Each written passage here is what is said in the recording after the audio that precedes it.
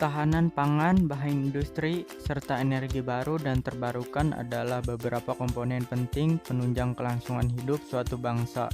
Bangsa yang besar adalah bangsa yang bisa memenuhi ketahanan pangan warganya, mampu mengolah sumber dayanya menjadi bahan industri bernilai jual tinggi, dan mampu menemukan serta memanfaatkan energi baru dan terbarukan.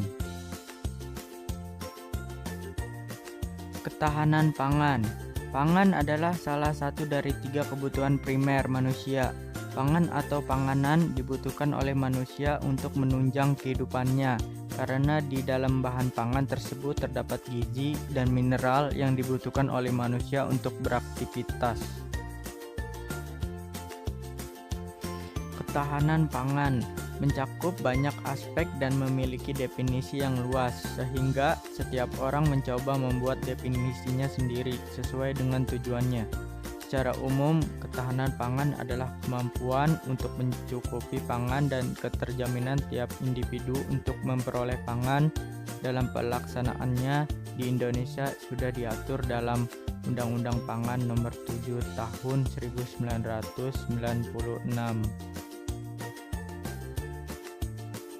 Undang-undang tersebut mengatur tentang ketahanan pangan yang meliputi aspek keamanan, mutu, dan keragaman sebagai kondisi yang harus dipenuhi dalam pemenuhan pangan penduduk yang merata, serta harganya terjangkau.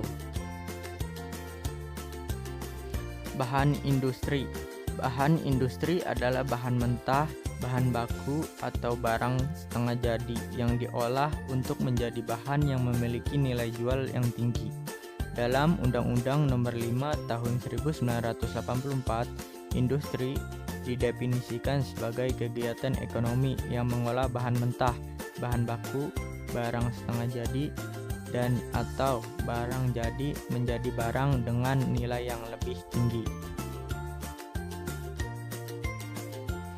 Nah, dalam pembagian bahan industri bisa dibedakan beberapa jenis, yaitu bahan mentah, bahan yang diambil langsung dari alam atau yang diperoleh dari usaha manusia untuk memenuhi kebutuhan industri. Bahan baku, bahan mentah yang telah diolah secara ringan, biasanya masih jauh dari barang jadi atau untuk memudahkan proses. Bahan setengah jadi, barang yang sudah mengalami proses industri lebih lanjut dan hampir mendekati barang jadi. Energi baru dan terbarukan. Seperti kita ketahui, kebanyakan mesin baik untuk industri atau kegiatan lain masih digerakkan oleh tenaga fosil. Minyak bumi dan batu bara masih menjadi energi utama dalam menggerakkan mesin. Tetapi disadari atau tidak, minyak bumi dan batu bara adalah 2 sumber energi yang nantinya akan habis. Selain itu, kedua komponen tersebut hanya bisa terbentuk dalam jangka waktu yang lama, puluhan atau ratusan juta tahun. Energi baru adalah jenis-jenis energi yang pada saat ini belum pernah dipergunakan secara massal oleh manusia dan masih dalam pengembangan.